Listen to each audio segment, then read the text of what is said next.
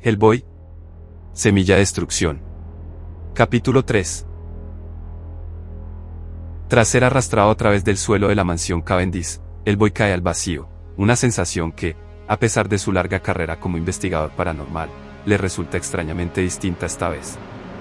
Impacta contra el agua de una pileta oscura y fría, dándose cuenta de que la caída no fue tan profunda como parecía, ya que la casa se encuentra casi al nivel del mar.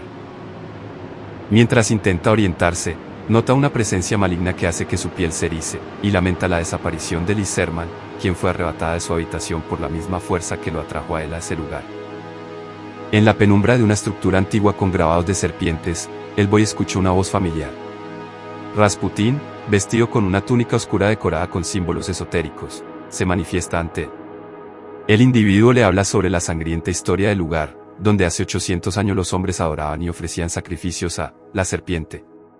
El monje afirma que, aunque los mortales de antaño carecían del poder para liberar a la bestia, ese poder reside ahora en él.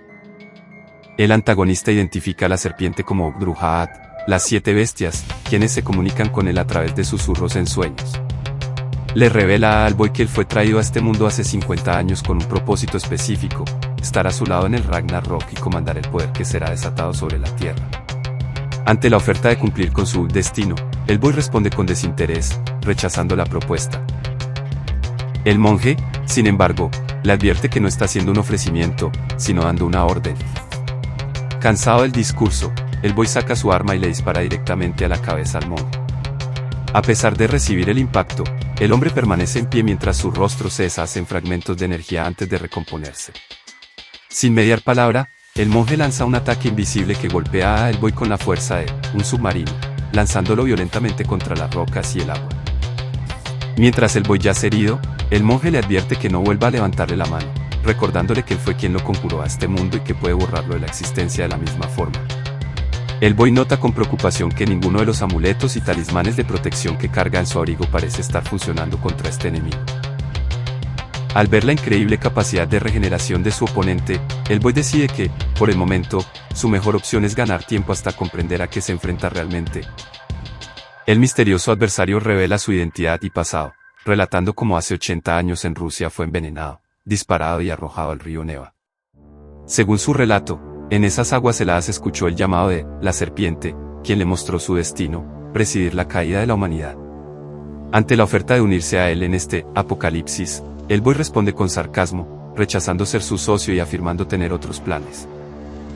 El enemigo ignora el rechazo de Hellboy y le muestra que su destino no es opcional. Ante ellos aparece una criatura anfibia masiva que ataca a Hellboy. El antagonista explica que se trata de Sven Olafsen, cuya carne humana ha dejado de existir para dar paso a una nueva raza de titanes, nacida de la semilla de los Reyes Dragón. Menciona además que los 3 hermanos Cavendish sufrieron una transformación similar, aunque en ellos aún queda un rastro de fragilidad humana que los llevó a huir tras haber asesinado a su propia madre. Paralelamente, Ave Sapiens se adentra en las profundidades de la estructura, un lugar que describe como un sitio de muerte pero que no está en silencio. Mientras explora las ruinas y observa restos óseos, percibe que algo ha estado removiendo los cadáveres. En un área iluminada por la luna, Ave descubre a las criaturas responsables de la inquietud del lugar. Observa a 2 seres anfibios que parecen estar interactuando con un cadáver. Aunque Ave siente una extraña afinidad o parentesco con estos seres, el encuentro le produce suficiente recelo como para retroceder con cautela cuando las criaturas se sumergen en el agua. Mientras intenta mantener la vista en el agua, su mano toca una madera podrida que se deshace ante su contacto, subrayando la decadencia del entorno. La batalla entre Hellboy y la criatura que antes fue Sven Olafsen se intensifica. Hellboy admite que su oponente es tan resistente como cualquier cosa que haya enfrentado antes. Inicialmente, intenta contenerse al pensar que lucha contra lo que queda de un hombre inocente, pero pronto comprende que debe dejar de lado esa consideración. A medida que la pelea avanza, Hellboy siente que su ira crece, utilizándola para propinar golpes brutales, aunque Olafsen responde con una ferocidad que lo mantiene a la defensiva. Hellboy reconoce internamente la necesidad de detener el enfrentamiento para recuperar el aliento antes de que la criatura logre superarlo por completo. Sin embargo, Olafsen no le da tregua, persiguiéndolo incluso bajo el agua. Hellboy se ve superado físicamente, siendo lanzado contra las estructuras antiguas y golpeado repetidamente. El investigador alberga la pequeña esperanza de que la criatura esté actuando solo por adrenalina y no sea consciente de lo cerca que está de ganar el combate. Justo cuando la situación parece desesperada para Hellboy, el misterioso monje interviene y ordena a Olafsen que se detenga, argumentando que el monstruo les será de poca utilidad si muere. Hellboy queda tendido en el suelo, apenas consciente y preguntándose quién es realmente su captor. El antagonista decide revelar más detalles de su historia personal. Relata que, tras sobrevivir a su intento de asesinato en Rusia, se refugió en un pequeño y aislado pueblo de Italia para recuperar sus fuerzas. Allí pasó más de 20 años en soledad, predicando ocasionalmente sobre el advenimiento del Ragnarok y la era de la serpiente, mientras esperaba en silencio una señal de las voces que le habían hablado bajo el río. La señal finalmente llegó en la forma de un hombre al que describe como un humano pequeño y servil, Himmler. El líder nazi acudió a él para contratar sus servicios, lo que llevó al monje a abandonar su retiro y viajar a Alemania, la antigua nación enemiga de su amada Rusia, para poner en marcha los planes que culminarían con la llegada de Hellboy al mundo. El antagonista continúa su relato explicando su llegada a Alemania, donde fue presentado a un loco condenado, Adolfo. Aunque despreciaba las mentes del Reich, decidió unirse a ellos para aprovechar sus recursos ilimitados y su falta de moral para crear armas de destrucción masiva.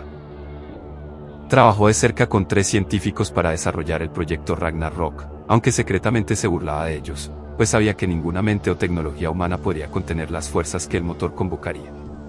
Su objetivo real era convertirse en la llave para liberar a las bestias de su prisión milenaria. Cuando el Reich comenzó a desmoronarse, el proyecto llegó a su culminación. A través de la astrología y la numerología, el monje determinó el lugar y el momento exactos del experimento. Aunque los nazis creyeron que el experimento falló, él supo que algo, Hellboy, había sido conjurado. Con la caída de Alemania y la muerte de Hitler y Himmler, el monje se encontró solo. Fue entonces cuando las voces volvieron a hablarle, ordenándole ir al norte, hacia los desiertos de hielo del Ártico. Acompañado por hombres que solo buscaban oro, el monje llegó al templo de los Ogdruhad, construido años atrás. Allí encontró a Saughem, una criatura de la estirpe de los 7 seres que permanecía fosilizada y oculta. El monje entró en un trance para unir su mente a la de la criatura. Durante este estado, vio el vacío y las formas encarceladas de las 7 bestias, Adad-Had, Amon-Had, Namrat-Had, Irra-Had, Nun-Had, Beu-Had y Nergal-Had. Permaneció en este sueño eterno hasta que el contacto de una mano humana lo despertó. La mano que lo despertó pertenecía a Trevor Brutenón. Al tocarlo, el monje vio todo lo que había en la mente del profesor, incluyendo su relación con Hellboy. Aunque Sauen tenía hambre, el monje lo convenció de perdonar temporalmente a los exploradores para convertirlos en sus discípulos y recipientes de la semilla de la gran serpiente. Utilizó a los hombres como mano de obra esclava para transportar a Sauen fuera del hielo hacia un barco. Una vez en Nueva York, permitió que todos los miembros de la expedición, excepto Brutenholm, sirvieran de alimento para Sauen. Sabía que Brutenholm buscaría a Hellboy, lo que eventualmente los llevaría a este reencuentro. Finalmente, el monje revela que la llegada de Hellboy ha traído a alguien de gran valor, Liz Serman.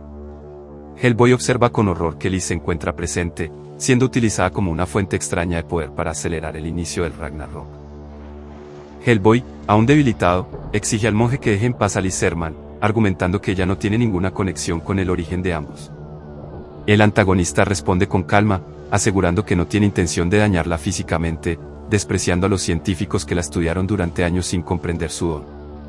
Él define el poder de Liz como algo vivo, que necesita espacio para crecer, un espacio que él planea proveerle para canalizar esa energía hacia su propio propósito. El monje señala a la criatura Sauen, que ahora se alza imponente y llena de tentáculos.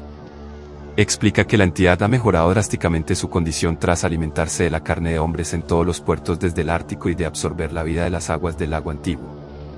Con Sauen fortalecido, el monje declara que la charla ha terminado y se prepara para el acto final. Rasputin comienza un ritual utilizando a Liz Serman como un conducto para la fuerza pura que ella contiene en su alma. Planea dirigir ese poder hacia el vacío para destruir las prisiones de las 7 bestias y traerlas de vuelta al mundo.